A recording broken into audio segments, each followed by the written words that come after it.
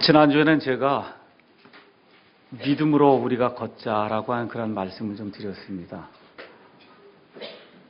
좀 안심이 안 돼서 제가 목요일쯤에 거의 모든 분에게 문자를 보냈죠. 문자 받으셨어요?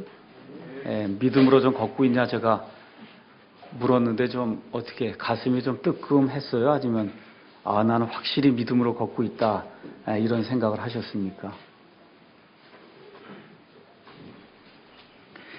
믿음에 대해서 지난주에 이야기했던 것을 우리가 잠깐 좀 복습을 하겠습니다. 믿음은 하나님이 말씀하시면 우리가 그분의 말씀을 듣고 환경과 결과에 상관없이 확신하고 한 걸음을 내디뎌 나가는 게 믿음이다. 그렇게 말씀드렸습니다. 그러니까 머릿속에서만 확신하는 게 아니라 발걸음을 떼어야 믿음이다. 그렇게 이야기를 했습니다. 히브리서 11장 1절에 믿음은 바라는 것들의 실체요 보이지 않는 것들의 증거다라고 성경이 이야기한다고 말씀하시면서 믿는 것은 보이지 않는 걸 믿는 거다 그렇게 이야기했습니다. 보이는 것을 믿을 필요가 없잖아요.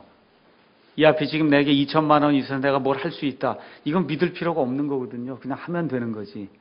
맞지 않습니까? 맞죠? 그래서 믿음은 보이지 않는 것들을 하나님의 말씀에 근거를 두고 확신을 해서 그래서 그것에 대한 확신을 가지고 발걸음을 뛰는 게 믿음이다. 그렇게 이야기를 했습니다. 그래서 믿음 중에 제일 중요한 것이 우리 하나님께서 이 세상 온 천지 만물을 말씀을 가지고 24시간에 그 엿새를 통해서 무에서 유가 되도록 창조하신 것, 그걸 믿는 것이 믿음의 기본이 되는 창조신앙 믿음이다. 그렇게 제가 이제 말씀을 드렸습니다. 히브리서 11장 2절에 가서 보니까 구약시대 아벨로부터 시작해서 구약시대 맨 마지막까지 살았던 침례자 요한까지 그 모든 사람들이 다 믿음의 선진들이요, 믿음의 족장들인데 이 모든 사람들이 구약시대의 선구자들로서 믿음을 가지고 사는 가운데 하나님으로부터 좋은 평판을 받았다. 그렇게 이야기를 했습니다. 자, 그래서 오늘은 이 연장선상에서 그럼 믿음으로 살면 다 형통하나? 믿음으로 살면 다 부자가 되는가? 이런 문제. 믿음으로 살면 병이 하나도 걸리지 않고 정말 아픔이 하나도 없이 살 수 있는가? 왜 하나님께서 히브리서 11장 전체를 다 할애를 하셔서 믿음의 사람들의 예를 들었을까? 이 내용 한번 살펴보려고 하고 마지막으로 믿음을 이야기하는데 그 믿음이 어디에서 오는가? 믿음이 내 안에서 생기는가? 아니면 이 성경 말씀을 통해서 오는가? 이 믿음을 교회만 가면 믿으라고 얘기하고 믿음 이야기하는데 과연 어떤 믿음을 가질 때 이와 같은 일들이 생기는가? 이런 것들을 우리가 한번 생각을 해봐야 되겠다 하는 그러한 생각을 하면서 오늘은 믿음을 주시는 하나님이라고 하는 그런 제목을 가지고 히브리서 12장 1절에서 3절에 나와 있는 그 말씀을 강해하면서 여기에 대한 그 이해를 하기 위해서 히브리서 11장의 앞부분을 다시 한번 살펴보도록 그렇게 하겠습니다. 여러분 성경 가지셨으면은 히브리서 11장을 한번 가서 보도록 하시죠. 히브리서 11장은 1절부터 시작해서 40절까지 이렇게 되어 있는데 이 40절의 그 내용을 두 개로 이제 나누어 볼 수가 있습니다. 히브리서 11장 4절부터 그 다음에 22절까지는 하나님께서 모세를 통해서 구약 성도들에게 율법을 주시기 이전에 살았던 아벨이라든지 노아라든지 에녹이라든지 아브라함이라든지 사라라든지 이삭, 야곱 이러한 사람들, 율법 이전의 사람들도 다 믿음으로 살았다 하는 걸 보여주는 거예요. 그 다음에 22절부터 38절에 있는 말씀은 하나님께서 이집트 땅에서 고생하던 그 속박의 집에서 고생하던 이스라엘 백성을 불러내셔서 그래서 그들에게 특별히 하나님의 율법, 십계명이고 율법의 말씀을 주신 그 이후에 살았던 모든 사람들, 모세를 비롯해서 다윗, 엘리야, 그 다음에 사무엘 등등 할 것 없이 이 율법 시대에 살았던 그런 사람들도 다 믿음으로 살았다. 그러니까 히브리서 11장을 둘로 나누면은 율법 이전에 살았던 사람들도 믿음으로 살았고 율법 이후에 살았던 구약시대의 모든 사람들도 믿음으로 살았다. 지금 그렇게 이야기를 하는 겁니다. 그러니까 하나님이 사람을 보실 때에는 믿음만 보신다는 거예요. 율법 이전에도 믿음만 보시고 율법 이후에도 믿음만 보시고 이것을 연장하면 예수님 오신 이후에 신약시대가 열렸어요. 이 신약시대에도 하나님은 무엇만 보시냐? 믿음만 보신다 그 얘기입니다. 그러니까 믿음 이외에 무언가를 더해서 하나님 앞에 나아가려고 하는 그것은 가인의 종교요, 발람의 종교요, 하나님이 극도로 미워하는 것이다. 성경이 그렇게 이야기를 하고 있습니다. 그래서 하나님은 우리의 믿음만 보신다. 우리의 믿음만 보세요. 율법 이전에도 믿음, 율법 시대에도 믿음, 예수님 오신 이후에도 믿음, 이 모든 이 인류의 역사를 통해서 하나님이 가장 기뻐하신 것은 믿음이기 때문에 그래서 믿음이 없이는 하나님을 기쁘게 할 수 없다. 그래서 하나님께 나아가는 자는 하나님께서 존재하신다는 것과 그 하나님께서 부지런히 자기를 찾는 자들에게 보상해 주시는 분이심을 믿어야 할지니라. 성경이 그렇게 이야기를 하고 있습니다. 그래서 히브리서 11장을 이런 그 시대적인 맥락에서 우리가 살펴볼 수도 있고 오늘은 다른 관점에서 히브리서 11장을 나눠서 보려고 합니다. 먼저는 4절에서 35절 중간까지에 있는 내용이에요. 4절에서부터 35절 중간까지에 있는 내용은 뭘 얘기하는 거냐 하면 믿음을 가지고 살 때 하나님께서 직접적으로 그 사람들의 삶에 개입하셔서 그래서 구출을 이루어졌던 그와 같은 사례들이 그 안에 기록이 되어 있습니다. 다시 한번 말씀드리면 4절부터 35절 중간까지는 하나님께서 직접 그 사람들의 삶에 개입하셔서 하나님이 직접 구출을 이루어 주신 그와 같은 사례가 그 안에 기록이 되어 있다. 그 다음에 35절 그 하반부부터 시작해서 그 다음에 38절은 이름도 없이 살아갔던 그래서 하나님의 직접적인 구출을 몸으로 체험하지 못했음에도 불구하고 하나님께서 이 사람들은 믿음의 사람들이다 라고 이야기했던 그 사람들에 대한 삶의 역사가 35절 후반절부터 시작해서 38절에 기록이 되어 있습니다. 자, 그러면 4절부터 35절 우리가 지난주에 공부했던 그런 내용인데 잠깐만 복습을 하면 첫 번째 아벨의 이야기가 나와요. 그래서 그 4절에 하나님께 믿음으로 예배를 드린다라고 하는 그런 말씀을 제가 드렸습니다. 그 다음에 5절에서 6절에는 에녹이라고 하는 사람이 나와서 하나님과 동행을 했는데 어떻게 동행했다고요? 믿음을 가지고 동행을 했다 해서 구원받은 이후에 성화된 삶을 사는 것도 믿음으로 사는 거다. 그렇게 이제 말씀을 드렸습니다. 그 다음에 이제 노아의 사건을 하나님께서 말씀해 주시면서 이 물의 홍수가 임한다고 하는 이와 같은 그 심판의 경고를 받고 그리고선 이 모든 것을 준비하는 그러한 삶도 그것도 믿음의 삶이다. 그것을 우리 시대에 대입을 할 것 같으면은 노아의 시대와 마찬가지로 우리 예수님이 오시는 시대도 그와 비슷하다고 했기 때문에 우리가 재림을 준비하면서 사는 그 삶도 그것도 믿음의 삶이다. 그렇게 이제 말씀을 드렸어요. 그 다음에 이제 네 번째 하나님께서 어떤 사람을 하나님의 백성으로 만드시기 위해서 부르실 때 그 부르심에 응답하며 내가 믿습니다 하고 나아가는 그 삶도 믿음의 삶이다 해서 아브라함의 그와 같은 그 삶에 대해서 우리가 살펴봤습니다. 그 다음에는 심지어 아이들을 낳는 것도 믿음으로 낳는 거다 해서 이 여인들 중에 가장 모범이 되는 그와 같은 그 사라의 그 삶을 믿음의 삶이라고 성경이 기록하고 있는 것을 우리가 보았습니다. 그 다음에 우리가 공부하지 않았지만 17절에서 22절에 가서 보면 하나님께서 유일하게 하나님께서 허락해 주신 그 아들 이삭을 자기에게 바치라고 할 때 아브라함이 순종을 하고 이삭을 드리는 것과 같은 대목의 말씀이 그 안에 기록이 되어 있는데 거기 가서 보니까 아브라함은 내가 비록 이삭을 죽인다 할지라도 하나님께서 그를 다시 부활시켜 주실 것이라고 하는 그런 믿음을 가졌다.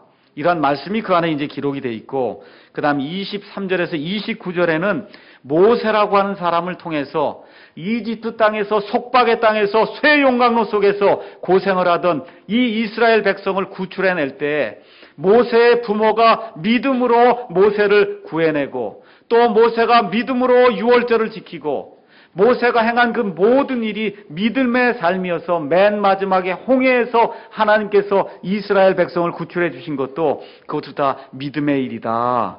이 말씀을 이제 성경 이야기하고 있고, 그 이후에 여호수아가 여리고 성을 정복하는 이야기, 라합이라고 하는 창녀가 여리고 성에서 이스라엘 백성이 들어온다고 하는 그런 소식을 듣고 믿음을 갖고 이 스파이들을, 정탐꾼들을 받아들여서 믿음의 사람이 되었다는 그런 이야기, 그 이후에 미디안 족속이 사사시대에 이스라엘 백성을 침입할 때 기드온이라고 한 사사가 일어나서 믿음으로 이 미디안 사람들을 퇴치했던 그런 말씀과, 그 다음에 가나안 땅의 그 왕이었던 야빈이라고 하는 사람이 이스라엘 백성을 침입하려고 시스라라고 하는 그런 군대 장관과 함께 올 때 바락이라고 하는 그러한 사사가 일어나서, 그래서 믿음으로 하늘의 군대와 싸워서 이기는 그와 같은 모습이 그 안에 기록이 되어 있습니다. 심지어 삼손도 믿음의 사람이다, 그렇게 기록이 되어 있어요.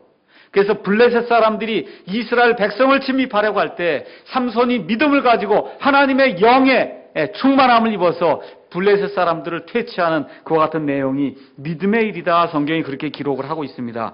그 이후에 입다, 다윗, 사무엘, 그 외에 엘리야, 엘리사 등과 같은 그런 모든 대언자들이 다 믿음의 삶을 살았다라고 성경이 그렇게 기록을 하고 있습니다. 그래서 4절에서부터 여기 35절까지는 어떤 내용이냐 하면, 어떤 사람이 믿음을 가지고 살 때 하나님께서 그의 삶에 적극적으로 개입을 하셔서 기적을 일으키고 사람이 할 수 없는 그와 같은 일들을 일으키셔서, 그래서 그 믿음으로 살려고 하는 그러한 사람들의 삶에 확증을 주셔서, 그래서 여기 성경 말씀을 가서 보시면 그런 사람들의 삶이 성경 말씀에 어떤 사람에 대해서는 2장, 어떤 사람에 대해서는 10장, 어떤 사람에 대해서는 40장, 50장을 할애해서 하나님이 이 안에 말씀을 기록해 놓으셨다, 그 얘기입니다. 근데 믿음으로 살면은 꼭 이렇게 무슨 증거가 나타나냐, 그 얘기예요. 이렇게 믿음으로 사니까 하나님이 매일같이 기적을 일으켜 주시는 그런 일이 믿음으로 사는 사람에겐 항상 일어나는가? 성경은 그렇지 않다고 이야기합니다. 자, 그러면 가서 또 보겠습니다. 35절에서부터 38절. 35절 제가 읽겠습니다. 여인들은 자기들의 죽은 자를 다시 살려서 받기도 하며, 여기까지는 다 하나님이 적극적으로 개입하셔서 기적을 보여주신 거예요. 근데 그 이후부터 다른 이들은 더 좋은 부활을 얻으려고, 잘 들으세요, 고문을 당하되 구출받기를 원치 아니하였으며, 믿음의 사람들이라고 해서 다 잘 되는 게 아니구나. 여기 뭐라고 써 있습니까? 더 좋은 부활을 얻기 위해서 고문을 당했다는 거예요. 그 고문을 당했음에도 불구하고 내가 이 고문당하는 삶에서 구출되기를 원치 않았다고 성경이 기록하고 있습니다. 또 36절에 가서 보니까 또 다른 이들은 심한 조롱도 받고 채찍질도 받고 참으로 결박당하기도 하고 옥에 갇히는 시련도 겪고, 37절에 가서 보니까 돌로 맞기도 하고 톱으로 잘리기도 하며 시험을 받기도 하고 칼로 죽임을 당하기도 하며 양과 염소의 가죽을 입고 떠돌아다니며, 사람들이 그냥 두지 않으니까 양과 염소의 가죽을 입고 자기를 변장하고 산골짜기로 들어가서 숨어 지내는 그와 같은 일들을 하며 궁핍과 고난과 고통을 당하였다. 그렇게 성경이 그렇게 이야기를 하고 있습니다. 그 다음에 하나님께서 무엇라고 말씀하시냐 하면, 세상은 이런 사람들에게 합당한 그런 장소가 아니었다라고 이야기를 하고, 그들이 사막과 산과 동굴과 땅굴에서 떠돌아다녔느니라 라고 성경이 그렇게 이야기를 하고 있습니다. 이 사람들의 이름이 이 안에 나와 있습니까? 안 나와 있습니까? 나와 있어요? 안 나와 있어요? 이 사람들 믿음의 사람입니까? 믿음의 사람이 아닙니까? 믿음의 사람이죠? 그럼 제가 다시 한번 여쭤볼게요. 아까 4절에서 35절까지는 유명한 사람들 얘기예요. 그 유명한 사람들의 숫자가 많습니까? 아니면 이름도 없이 빛도 없이 하나님의 기적도 보지 못하고 그러면서 떠돌아다니면서 하나님으로 인해 하나님의 말씀으로 인해 고난과 궁핍과 고통을 당한 사람들의 숫자가 많습니까? 어떤 사람들이 더 많아요? 고난을 당하고 궁핍을 당하고 하나님과 하나님의 말씀으로 인해서 애를 타고 어려움을 당한 그런 사람들의 숫자가 훨씬 더 많이 있다. 성경이 지금 그렇게 이야기를 하는 겁니다. 다 이 말씀 읽으셨으면 제가 묻는 그 질문에 한번 대답을 해보세요.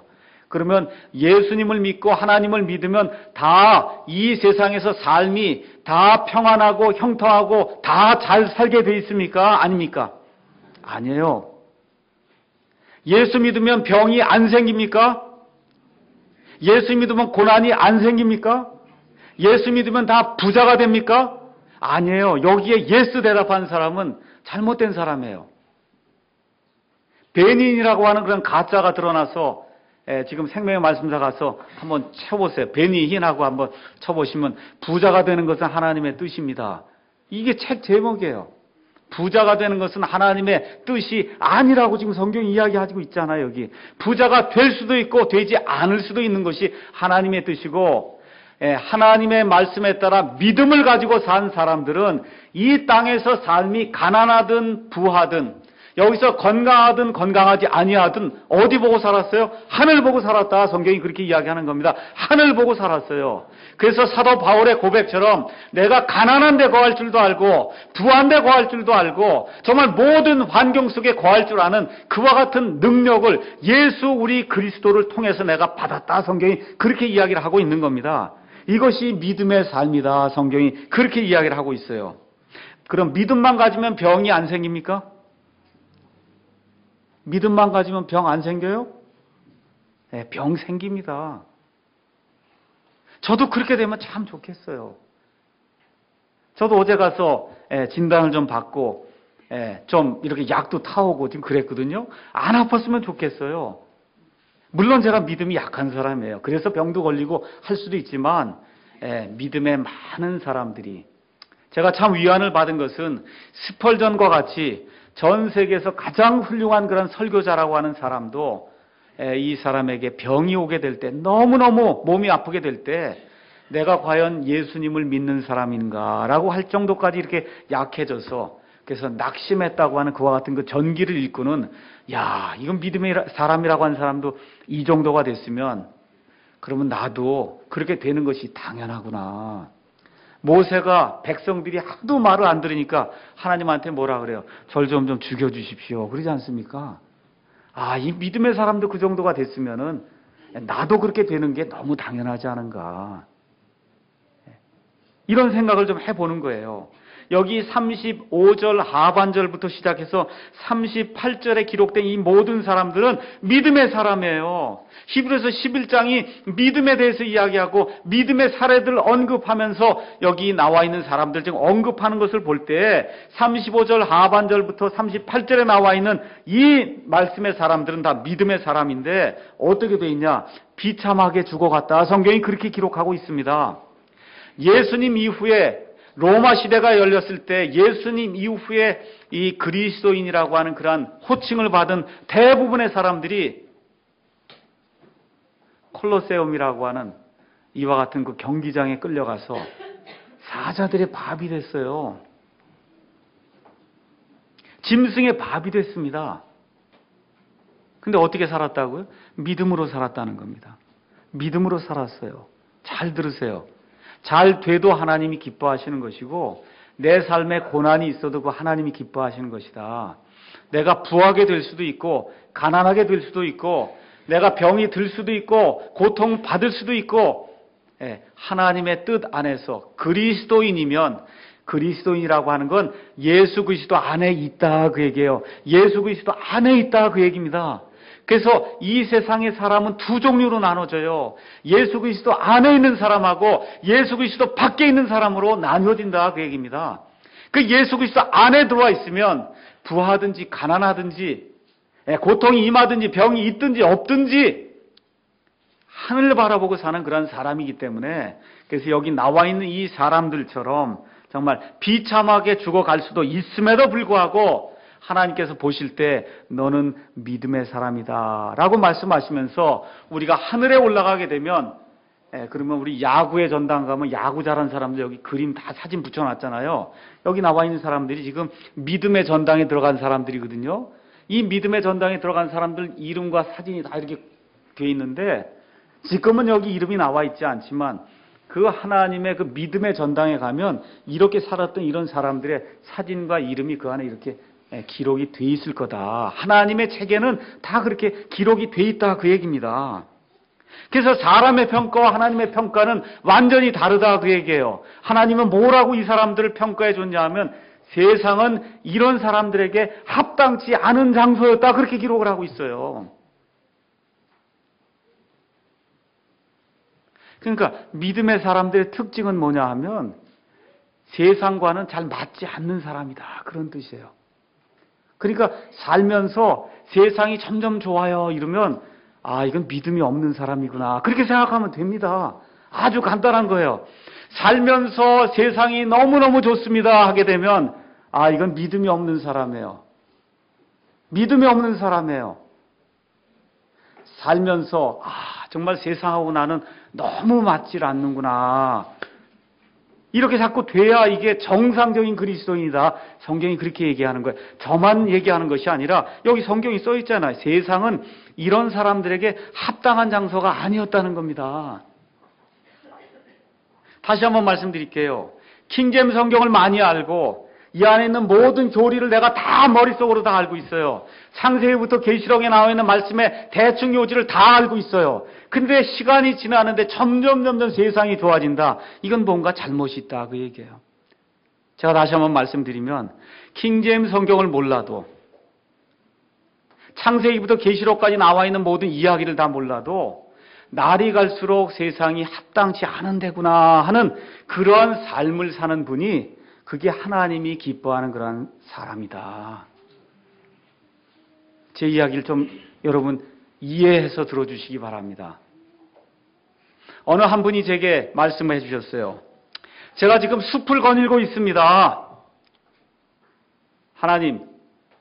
하나님의 말씀만 선포되는 그러한 교회, 하나님의 말씀만 선포되는 그와 같은 그 사람들하고 같이 예배드리는 그러한 장소, 하나님 그런 장소에 가서 그런 사람들하고 제가 교제를 하고 싶습니다 라고 하는 그러한 기도를 하나님께 드린다고 하는 그런 말씀을 듣고 옳거니 생각을 한 거예요. 이게 하나님이 기뻐하는 사람이구나.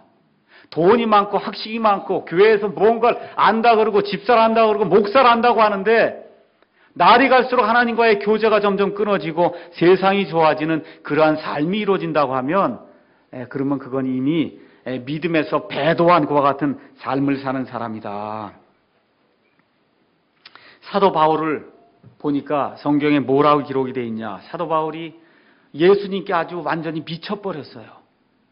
그래서 이 베스도 총독 앞에 가서, 아그리빠 왕 앞에 가서, 나는 하나님께서 주시는 부활을 믿습니다. 그 부활을 하나님이 이루어 주시려고 우리 민족의 메시아로 예수님을 보내셨습니다. 내가 예수님을 본 이후에는 나의 온 삶을 예수님께 바칩니다 라고 하는 그러한 고백을 담대하게 하니까, 베스도 총독이 사도 바울을 보고, 바울아, 내가 정신이 나갔구나. 내가 내 정신이 아니구나. 너의 많은 학식이 너를 미치게 하는구나. 많은 유대인들이 사도 바울을 잡아놓고는 이 사람은 살려두어서는 안 되는 그러한 몹쓸 전염병 같은 놈이라고 이야기를 했습니다. 사도 바울이 심지어 뭐라고 얘기했냐. 나는 세상의 오물과 찌꺼기와 같다, 그렇게 이야기를 했어요. 그것이 세상 사람들이 바라본 사도 바울의 모습이에요. 미친 사람, 정신이 나간 얼간이, 넋 빠진 놈, 세상의 오물과 찌꺼기. 근데 우리 하나님 뭐라고 그래요? 내가 택한 그릇이다, 그렇게 얘기하는 거예요. 이방인들에게 하나님의 말씀을 선포하기 위해서 내가 창세전부터 마련해 놓으신 나의 택한 그릇이 사도 바울이라고 하나님이 이야기해 주시면 그냥 이야기가 끝나고 마는 겁니다. 세상 사람이 무엇라고 이야기하든 하나님이 너는 내가 택한 그릇이다 이야기하면 그걸 다 모든 게 끝나고 마는 겁니다. 자, 그런데 이 믿음을 가진 사람들의 그 특징에 대해서 성경이 39절에 가서 뭐라고 얘기하냐 하면은, 이 사람들은 다 믿음을 통해 좋은 평판을 누구에게 얻었어요? 하나님에게서 얻었는데 약속하신 것을 받지는 못했다는 겁니다. 이 내용이 좀 더 자세하게 13절에서 15절에 기록이 되어 있습니다. 13절에서 15절. 이 사람들은 다 믿음 안에서 죽었으며 약속하신 것들을 받지 못하였으되 멀리서 그것들을 보고 확신하며 이거 받아들였다는 얘기는 끌어안았다는 거예요. 끌어안았다고 얘기해요. 예, 그리고 땅에서는 자기들이 나그네여 순례자라고 고백하였으니 그런 것들을 말하는 자들은 자기들이 본향을 찾고 있음을 분명히 나타내느니라. 이 아브라함과 이삭과 야곱과 이와 같은 사람들 하나님의 약속을 분명히 받았습니다. 가나안 땅이 영원토록 내 시의 소유가 되리라는 그런 약속을 받았지만 당대에는 그걸 보지 못했다 그 얘기입니다. 하늘의 별들같이 내 자손이 많아지리라고 하는 그런 말씀을 들었음에도 불구하고 당대에는 그와 같은 약속들을 받지 못했어요. 또 메시아 구세주가 내 씨를 통해서 온다고 하는 그와 같은 약속을 받았지만 당대에 그와 같은 것들이 이루어진 것을 보지 못했다 그렇게 얘기해요. 근데 뭐라 그랬어요? 멀리서, 잘 들으세요, 멀리서 그것들이 확실히 이루어진다고 하는 것을 확신하고, 그리고 어떻게 했든 믿음의 삶을 살면서 발자국을 한 발자국을 뛰면서 사는 그와 같은 믿음의 삶을 살았다. 그래서 멀리서 바라봤다는 겁니다. 틴데일이라고 한 사람이 하나님의 말씀을 이 영국 사람들에게 보통 말로 기록된 영어로 전달해 주기 위해서 하나님의 말씀을 열심히 번역해서 그 말씀을 전달해 주려고 하다가 결국은 화형을 당하는 그와 같은 일을 우리가 알고 있습니다. 틴데일이 뭘 봤어요? 멀리서 바라본 거예요. 뭘 봤어요? 이 성경이, 이 하나님의 말씀이 온 영어권에 완전하게 퍼지고 결국은 한국 땅에까지 이르러서 이 말씀이 번역될 걸 내다봤다 그 얘기예요. 그래서 자기의 삶을 하나님께 내어놓는 것을 부끄러워하지 아니하고 내가 한 글자 한 단어라도 하나님의 말씀을 변개시키는 그와 같은 일을 하지도 않았고 앞으로 하지도 않을 것이다라고 하는 그런 말씀과 함께 화형대 위에서 펄펄 타는 것과 같은 이 화형을 당하는 그러한 일들을 우리가 이제 보게 됩니다. 그러면서 뭐라고 했어요? 확신하며 끌어안았다는 거예요. 내게서 이루어지지 않았지만 그 일이 하나님의 말씀이기 때문에 끌어안았다는 거예요. 내 것으로 끌어안아 드렸다는 겁니다. 그리고 뭐라 그랬어요? 이 세상에서 사는 동안에는 내가 나그네요 순례자라고 하는 그러한 고백을 하면서 그러면서 이 땅을 살면서 땅에 애착을 두지 않았다. 그렇게 이야기하는 겁니다. 사도 바울의 표현을 빌릴 것 같으면은 너희가 그리스도와 함께 일으켜졌거든. 땅에 있는 것에 너희의 애착을 두지 말고 하늘에 있는 것에 너희의 애착을 두라고 성경이 그렇게 이야기를 하는 겁니다. 그리고 뭐라고 이야기해요? 하나님께서 우리를 위해서 만들어 놓으신 영구한 도시가 있기 때문에 우리는 그 영구한 도시를 찾아 나가는 하나님의 순례자다. 그렇게 고백을 했다는 겁니다. 아브라함에게 많은 재물이 있었어요. 이삭에게 많은 재물이 있었습니다. 야곱에게도 많은 재물이 있었어요. 이 사람들이 재물을 가지고 돌아가려고 하려고 마음만 먹었으면 얼마든지 자기 고향 땅에 돌아갈 수가 있었음에도 불구하고 안 들어갔다. 성경이 그렇게 이야기하는 겁니다. 왜 그래요? 거기는 내 본향이 아니다 그 얘기예요. 내 본향이 아니에요. 내 본향은 저기 보이는 것. 아직 이루어지지 않았지만 하나님이 약속하셨기 때문에 저 앞에 보이는데 저기가 내 본향이다 이렇게 생각을 하고 땅에 있는 동안에는 가난하게 살든지 병에 걸렸든지 남들이 욕을 하든지 무엇을 하든지 나그네와 순례자로 하나님만 바라보는 그러한 삶을 사는 가운데 다 뭐라고 기록이 되어 있어요? 믿음 안에서 죽었다. 성경이 그렇게 이야기하는 거예요. 죽는 건 다 죽는데 믿음 안에서 죽는 사람이 있고 믿음 밖에서 죽는 사람이 있다. 성경이 그렇게 이야기를 하는 겁니다. 이렇게 할 때 우리 하나님께서 16절에 보상을 해주신다. 그렇게 성경이 기록하고 있습니다. 그들이 이제는 더 좋은 본향을 사모하니 곧 하늘의 본향이라. 이렇게 믿음의 삶을 살게 되니까 그러므로 하나님께서도 그들의 하나님이라고 불리는 것을 부끄러워하지 아니하시나니 그분께서 그들 위하여 한 도시를 예비하셨다. 그래서 하나님이 아브라함의 하나님, 이삭의 하나님, 야곱의 하나님이라고 불리는 것을 하나님이 부끄러워하지 않았다는 거예요. 이게 얼마나 큰 축복입니까? 그리고는 하나님이 너희가 믿음을 가지고 저 앞에 바라다 보이는 저 도시를 향해서 나가는 그 믿음을 가졌기 때문에 영구히 쇠하지 않는 그와 같은 도시, 그 도시를 내가 너희를 위해서 마련하마 하시고 하나님께서 하늘에 영원한 도시를 만드셨다고 성경이 그렇게 이야기를 하는 겁니다. 그래서 고린도전서 2장 9절에 가서 보면 하나님께서 자기를 사랑하는 자들, 그 사랑하는 자들 위하여 하나님이 하늘에 우리를 위해서 마련해 놓으신 것들은 눈이 본 적이 없고 귀 속에 들어간 적이 없고 사람의 마음 속에도 들어간 적이 없다. 성경이 그렇게 기록을 하고 있는 겁니다.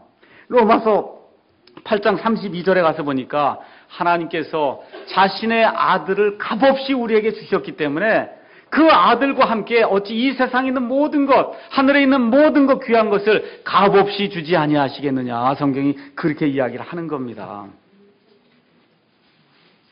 자, 그러면 오늘 읽은 말씀 히브리서 12장 1절, 2절, 3절 강의하도록 하겠습니다. 자, 그러면 믿음의 사람이 이렇게 했다는 거 이제 배웠잖아요. 대부분의 교회가 11장에서 끝나고 말거든요. 믿음의 사람이 이랬다고 11장에서 끝나고 말면 그러면 안고 없는 찐빵이 되는 거예요. 진짜 중요한 거는 12장 1절부터 4절이 연결이 11장이 이렇게 됐는데 그 다음에 12장이 연결이 딱 돼야 그래야 끝이 나는 게 결론이 12장 1절에서 4절에 나와 있는 겁니다.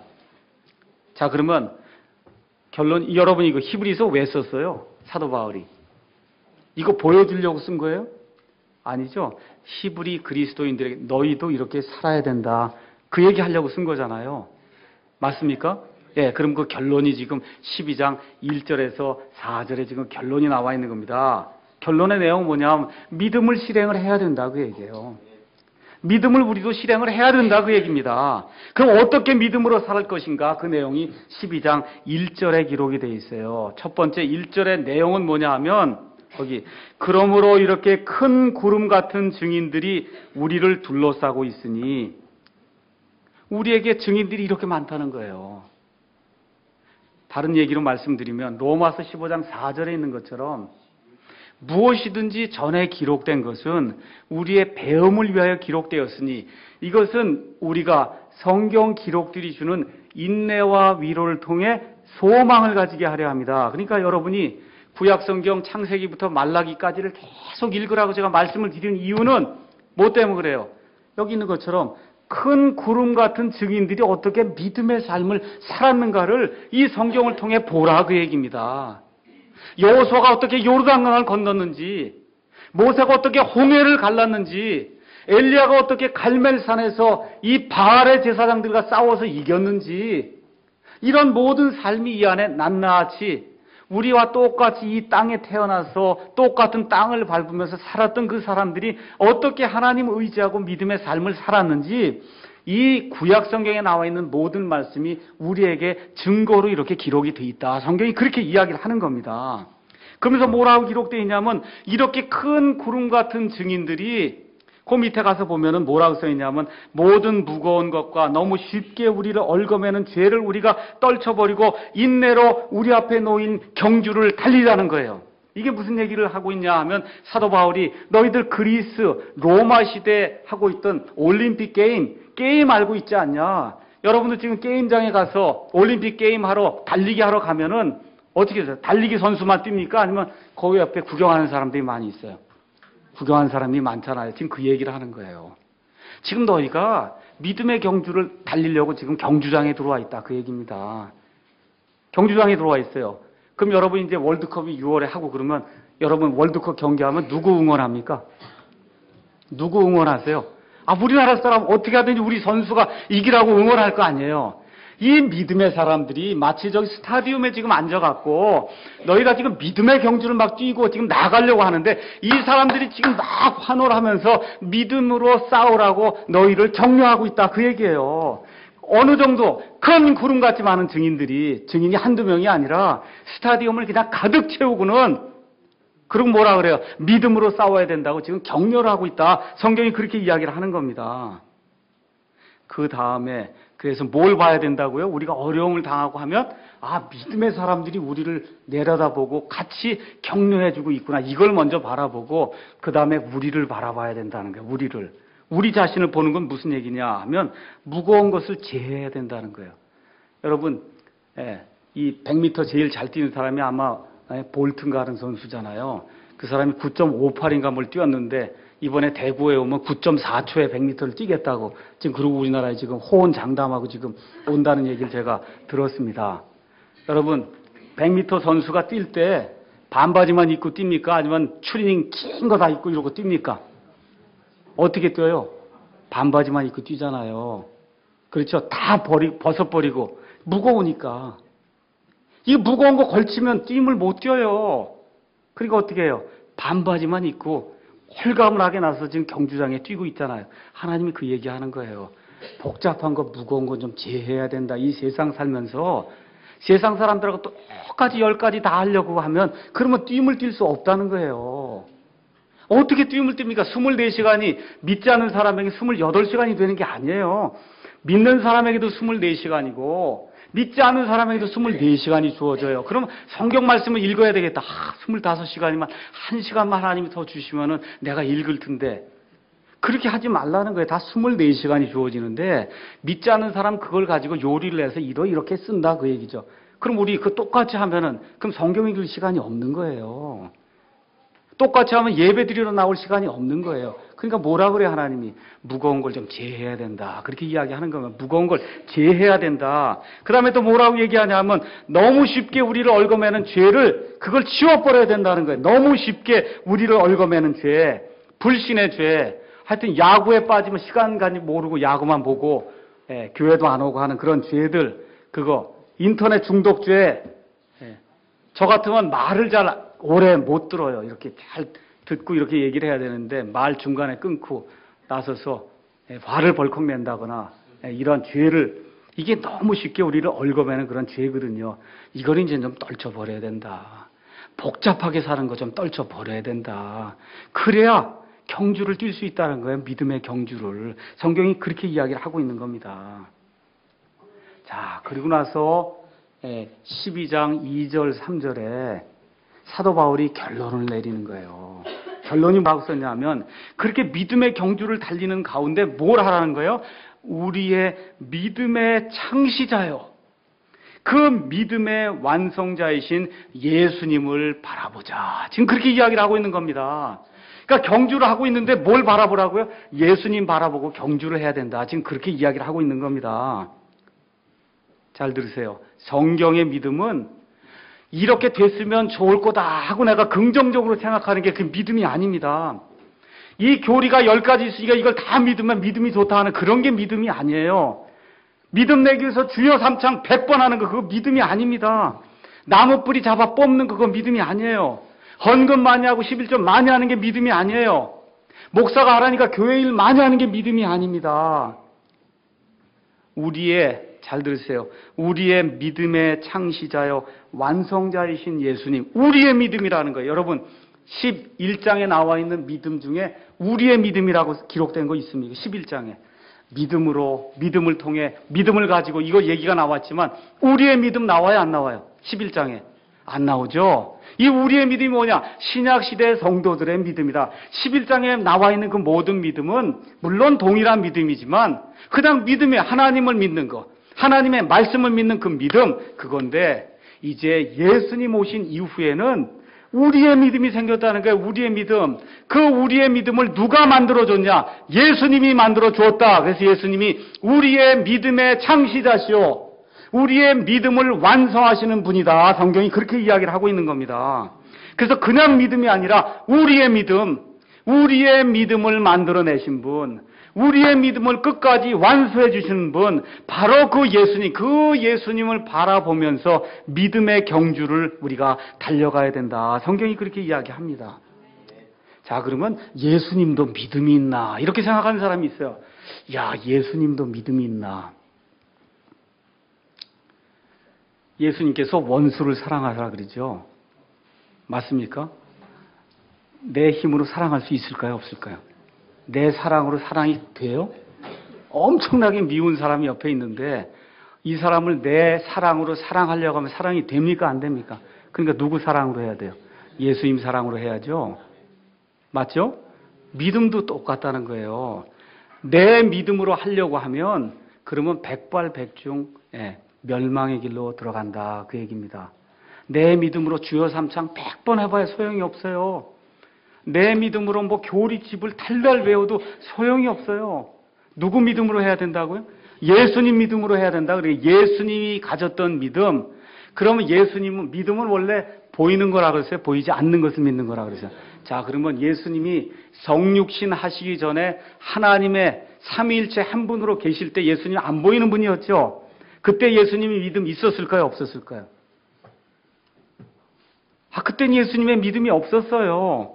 지금 여기 12장 2절 끝에 가서 보니까 그 예수님을 바라보자라고 얘기하면서 그분께서는 예수님의 믿음 설명하는 겁니다. 예수님이 어떤 믿음을 가졌냐 하면 자기 앞에 놓인 기쁨으로 인해 십자가를 견디사 그 수치를 멸시하시더니 이제 하나님의 왕좌 오른편에 앉으셨느니라. 이게 뭐라는 거예요? 예수님의 믿음의 핵심이라는 거예요.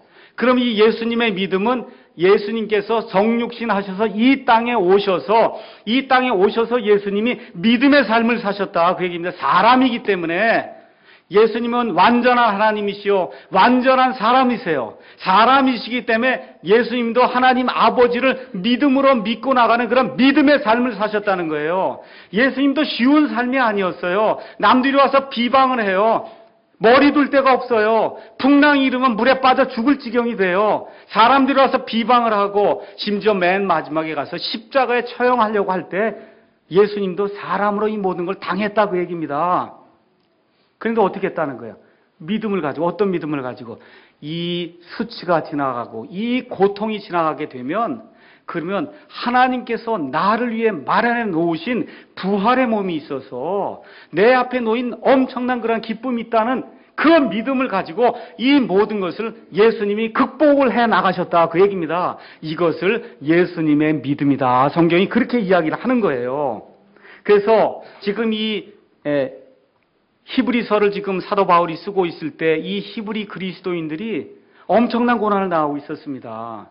히브리 사람들로부터도 고난을 당하고 믿지 않는 이교도들로부터 고난을 당하고 할 때 지금 사도 바울이 그 얘기를 하는 거예요. 우리 예수님 알지 않냐? 그 예수님 원래 메시아이신데 이 땅에 오셔서 고난과 고통과 십자가의 죽음까지 당하는 이 세상에서 가장 처참한 그와 같은 형벌을 당하지 않았냐? 그런데 예수님이 어떤 믿음을 가졌냐? 이 고난 이후에 하나님 아버지께서 나를 위해 마련해 놓으신 영원한 몸, 부활의 몸, 사망 권세를 이기는 그러한 몸을 가지고 있다는 그 기쁨, 그걸 가지고 이 모든 수치를 예수님이 이기고 나가셨다. 그 예수님 우리가 바라보고 나아가게 될 때 그게 믿음의 삶이다. 지금 그렇게 이야기를 하고 있는 겁니다. 그래서 이 믿음, 예수님이 이 땅에 오셔서 사람의 몸을 입고 사시면서 하나님 아버지를 향해 가졌던 그 믿음, 그 믿음으로 예수님이 사셨던 그 삶, 그 삶을 우리가 우리의 목표로 두고 살아가게 될 때 그것이 믿음의 삶이 되는 것이고, 구약시대에는 하나님께서 주신 그 말씀을 바라보고 살았지만 신약시대엔 그것이 좀 더 구체적으로 드러나서 말씀이 육신이 되어 우리 가운데 거하신 그 예수님이 이 땅에서 사시면서 믿음의 삶을 사시면서 우리 신약 성도들의 그 믿음의 창시자가 되시고 그 믿음을 끝까지 완수해 주시는 그런 분이 되었다. 그 내용을 이야기하는 겁니다. 그렇기 때문에 우리 예수 믿는 사람들은 그리스도를 따라가는 사람이에요. 그래서 예수님의 믿음에 더하거나 빼서는 안 된다 그 얘기입니다. 그럼 예수님의 믿음이 뭐냐? 예수님의 믿음은 하나님 아버지께서 주신 것을 내가 다 이루겠습니다 라고 하는 그런 믿음이에요. 이 세상 모든 죄들을 내 어깨 위에 지고 내가 이 모든 것들을 제거하기 위해서 희생양이 되겠습니다 하는 그 믿음. 내가 비록 죽는다 해도, 십자가에서 죽는다 해도 무덤에서 하나님의 권능으로 말미암아 다시 살아나리라고 하는 그 믿음. 하나님이 정하신 때 다시 재림할 때 내가 이 땅에 다시 오리라고 하는 그 믿음. 이 땅에서 1000년 동안 메시아로 이 땅을 통치하려는 그 믿음. 그래서 이 온 우주 공간에 하나님 아버지의 뜻을 내가 온전히 이행하리라고 하는 그 믿음. 그 믿음이 예수님이 가졌던 그 믿음이다. 그 얘기예요. 그래서 우리 그리스도인들이 바로 이런 믿음을 소유하게 될 때 믿음의 삶을 살 수 있다. 그렇게 이야기하는 겁니다. 그럼 결론적으로 말씀드리면 이 믿음은 우리에게서 납니까? 아니면 우리 밖에서 납니까? 우리 안에서 안 나와요. 이 믿음을 잡고 대부분의 교회가 우리가 제대로 믿기 전에 또 하던 게 뭐예요? 내 힘으로 한번 해보려고, 내 믿음으로 한번 해보려는 겁니다. 주여 3장 하는 거에 100번 해보고 나무 뿌리 뽑고 성경 읽고 뭐 그럼 뭔가 될 것처럼 해서 내 믿음으로 자꾸 해보려고 하는데 성경은 그게 아니라 그래요. 뭐라 그래요? 예수님에게서 오는 그 믿음을 가질 때 그때 신약 성도가 올바로 믿음 생활을 할 수 있다. 그렇게 이야기를 하는 겁니다. 그럼 그걸 제가 요점을 정리해드리면 누구에게 복음의 말씀을 들었어요. 예수님만이 유일한 구원자라고 하는 그런 사실을 알게 됐습니다. 내가 정말 죽을 수밖에 없는 그런 죄인이라는 걸 알게 됐어요. 하나님이 마련해 주신 그 예수님 외에는 나를 구원할 자가 없다는 그런 사실을 알게 됐어요. 그리고는 어떻게 하는 거예요? 내가 믿습니다. 이 예수님만이 나의 구원자십니다 하고 믿습니다 할 때 그건 영어로 believe 하는 거예요. 내가 믿습니다. 고백합니다 하는 건 다 내가 하는 거예요. believe 하게 될 때 그러면 어떻게 돼요? 예수님으로부터 믿음이 온다. 그런 얘기입니다. 그래서 믿음은 들음에서 온다. 듣게 될 때 그 믿음이 오는 거예요. 내 속에서 생성이 되지 않아요. 내게는 이런 믿음이 없습니다. 예수님에게서 그 믿음이 오게 될 때 그 믿음으로 말미암아 구원받는 그와 같은 일이 생긴다. 성경이 그렇게 이야기를 하는 겁니다. 그래서 이 믿음은 내 믿음이 아니다. 마지막으로 하나만 가서 보겠습니다. 갈라디아서 2장 20절에 있는 말씀 한번 보겠습니다. 갈라디아서 2장 20절. 중요한 말씀이니까 같이 읽도록 하겠습니다. 내가 그리스도와 함께 십자가에 못 박혀 있으나 그럼에도 불구하고 사노라. 그러나 내가 아니요 그리스도께서 내 안에 사시느니라. 나는 내가 지금 육체 안에서 사는 삶을 나를 사랑하사 나를 위해 자신을 주신 하나님의 아들의 믿음으로 사노라. 하나님의 아들을 믿음으로 사는 거예요? 아니면 하나님의 아들의 믿음으로 사는 거예요? 하나님의 아들의 믿음으로 사는 거예요. 내가 믿는 것 갖고 사는 게 아니라 하나님의 아들이 내게 주는 그 믿음, 하나님의 아들에게서 오는 그 믿음, 십자가의 그 모든 수치를 당하면서도 소망을 가지고 기쁨을 가지고 부활의 그런 희망을 가지고 그 모든 것을 이겨내셨던 그 아들의 믿음, 그 아들의 믿음을 가지고 우리가 산다. 성경이 그렇게 이야기하는 겁니다. 그럼 구원받을 때도 내가 동의해서 내 모든 것을 인정하지만 결국은 예수님의 그 믿음이 와야 구원을 받는 것이고 구원받은 이후에도 십자가에 지금 달려 있어요. 움직이지 못해요. 내가 사는 게 아니에요. 누가 살아요? 예수님이 사는데 이제부터 사는 내 삶의 모든 것은 내 힘으로 사는 것이 아니라 내가 뭘 믿어보려고 사는 것이 아니라 하나님의 아들이 주는 그 믿음, 하나님의 아들에게서 오는 그 믿음 가지고 산다. 성경이 그렇게 이야기하는 겁니다. 그래서 갈라디아서 5장 22절에서 23절에 가서 볼 것 같으면은 성령의 열매가 나와요. 성령의 열매. 다 같이 한번 또 찾아보겠습니다. 갈라디아서 5장 22절, 23절. 그러나 성령의 열매는 사랑과 기쁨과 화평과 오래 참음과 부드러움과 선함과 믿음과 온유와 절제. 거기 가서 보면 믿음이 나온단 말이에요. 개역성경 이런 걸 충성으로 바꿔버렸어요. 개역성경 갈라디아서 2장 20절도 내가 믿는 걸로 그렇게 바꿔버렸어요. 여기도 가서 보니까 성령님의 열매 중에 하나가 뭐예요? 믿음이다 그 얘기예요. 성령 충만하면 어떻게 된다는 거예요? 믿음이 점점 많이 자란다. 그렇게 성경이 이야기하고 있는 겁니다. 이게 충성이 되면 곤란한 거예요. 성령의 열매는 충성이 아니라 믿음이에요. 네. 그래서 오늘 이 말씀을 통해서 이런 믿음이 어디에서 오느냐? 그것이 예수님에게서 온다. 성경이 그렇게 이야기하는 겁니다. 결론 말씀드릴게요. 이 세상 살다 보면 답답한 일이 한두 개가 아닙니다. 그럼 누구 바라봐야 돼요? 예수님. 예수님의 믿음으로 이겨야 돼요. 고통스러운 일이 한두 개가 아니에요. 그럼 내 믿음으로 이거 이길 수 있어요? 안 돼요. 예수님 십자가 지신 거 바라보고 그 믿음으로 이겨야 된다. 이 세상 살다 보면 배신당한 일이 한두 번이 아니에요. 근데 아무리 배신을 많이 당해도 예수님처럼 당했겠냐? 그 얘기입니다. 그러니까 어떻게 해요? 그 예수님 배신당하실 때 가졌던 그 믿음, 이렇게 배신을 당해도 나는 하나님 거다. 하나님이 내 사정을 아신다. 하나님이 이걸 전화 위복의 기회로 만들어 주실 것이다라고 하는 그 믿음, 예수님이 땅에 살면서 얼마나 무시당했어요. 얼마나 많은 비난받고 얼마나 많은 그와 같은 고난을 당하고 심지어 이 세상에서 가장 처참하다고 하는 그러한 십자가 처형을 당했습니까? 여러분 가운데 그만한 고통 당한 사람 있어요? 없어요? 없잖아요. 없죠? 거기까지는 우리가 이르지 않았다는 거거든요. 그래서 이런 답답한 일, 어려운 일, 고난당하는 일, 가슴 아픈 일, 배신당하는 일, 부부관계에 어려운 일, 이런 일들을 당할 때마다 예수님은 얼마나 더 답답했겠냐. 그 가운데서도 이 믿음을 가지고 하나님이 모든 것을 뒤돌려서 하나님이 기쁨으로, 부활로, 승리로, 소망으로 인도해 주시리라고 하는 그 믿음을 가지고 그 수치당한 일을 개의치 아니하시고 그걸 멸시하시다가 하나님의 왕좌 오른편에 앉으시는 재림주가 되셨다고 지금 성경이 그렇게 기록하고 있지 않습니까? 이 믿음이 예수님이 우리에게 주는 그러한 믿음이요, 우리 그리스도인들이 가져야 될 그 믿음이 바로 이 믿음, 내 믿음이 아니라 그리스도의 믿음이다. 성경이 그렇게 이야기하는 겁니다. 그래서 앞으로 우리 믿음의 창시자요, 완성자이신 예수님을 바라보고 앞으로 사는 삶은 내 믿음이 아니라 누구 믿음으로 살아요? 예수님의 믿음으로 사는 거예요. 십자가의 고난을 이기게 될 때 부활의 소망을 주신다고 하는 그 믿음, 이 땅에선 비록 어려운 일이 있고 아픔이 있을지라도 하나님께서 나를 위해 마련해 놓으신 영구한 도시가 있어서 우리 예수님께서 처소를 예비하시면 다시 이 땅에 오셔서 나를 데려다 그 처소에 살게 하시리라고 하는 그 믿음을 가지고 이 모든 것을 극복하고 나아갈 때 여기 히브리서 11장에 나와 있는 그 믿음의 사람들의 그 전당에 저와 여러분의 그 이름도 그 안에 기록이 될 줄로 믿습니다. 네, 기도하시겠습니다.